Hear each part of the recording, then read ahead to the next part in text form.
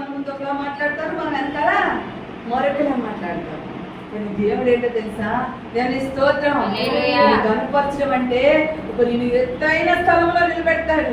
ఇగో అందరూ నీకు లోపడేటట్టుగా. దేవునికి స్తోత్రం. ఎత్తైన స్థలంలో ఉన్నావు అనుకో, నువ్వు ఎక్కడ ఏం జరుగుతుందో మొత్తం నీకు అర్థమైపోతాయి. అంతటి జ్ఞానాన్ని దేవుడు ఇస్తాడు. అయితే నువ్వు చేయాల్సింది ఏంటంటే ప్రేమించాలి. ఏం చేయాలా? ప్రేమించాలి దేవుణ్ణి. ఈరోజు ఆ ప్రేమలు కరువైపోయింది. మనుషుల దగ్గర కపట ప్రేమ చూపించినట్లుగా దేవుని దగ్గర కూడా అదే రీతి అయిపోయింది. ఆయన అంటూ ఉంటాడు, నేను శాశ్వతమైన ప్రేమతో ప్రేమిస్తున్నాను అంటున్నాడు. ఆ శాశ్వతమైన ప్రేమ ఎక్కడికంటే ఇక్కడ అక్కడ కూడా పనిచేసేటట్టుగా. కానీ మనం ఇక్కడ నిజమైన ప్రేమతో ప్రేమించలేకపోతూ ఉన్నాం. అవసరాన్ని బట్టి మన ప్రేమలు మారిపోతున్నాయి. అవసరాన్ని బట్టి మనకున్న భక్తి మారిపోతూ ఉంది.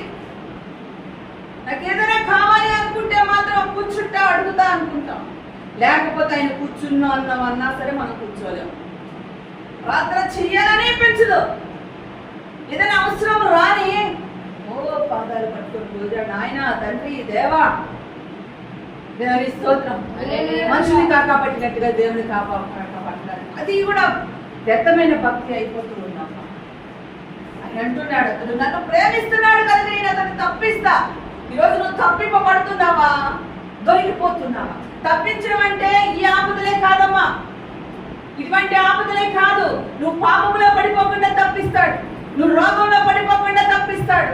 ఇగో నీకు ఒక అపాయం ఎదురైనప్పుడు దానిలో పడిపోకుండా అతను నేను తప్పిస్తాడు. దేవునికి స్తోత్రం.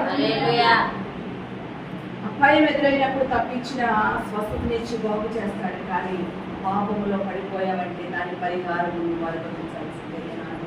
దేవుని స్తోత్రం. కనిపించే దానికంటే గొప్ప ఘోరం ఏంటంటే మన ఆలోచనలు తలంపులు చుట్టూ ఆయన కంచి ఉంచాలని ఆ రీతి వల్ల ప్రార్థనలో ఉండాలి మనం. దేవునికి స్తోత్రం. ప్రేమ వేరు, ఇష్టము వేరు. అందరినీ ఇష్టపడతాము కానీ అందరు చెప్పినట్టు చేయగలుగుతామా? ఎవరినైతే ప్రేమిస్తామో వాడు ఏదైనా చేయాలి, వాడు ఏం చెప్పినా వింటాం. కానీ ఈరోజు అటువంటి ప్రేమను దేవుడు కోరుకుంటున్నాడు. ఆమె చక్కగా నేను మొదలు పెట్టాలి, ఆ నెలలో నేను చేయించాను ప్రార్థన పెట్టుకున్నాయా ఏంటి ఆపదానంటే తప్పించేవాడు నేనుండగా నీకేంటి భయం. దేవునికి స్తోత్రం. హల్లెలూయా. ముదురు ప్రేమ ఎంత మటుకు బాగుంటే బాగుంటే అంత బాగుపోయేలా, ఆరోగ్యం బాగోకపోతే దగ్గర బాగు చేసేంత ప్రాణాపాయం నుండి నేను తప్పించగలుగుతాను.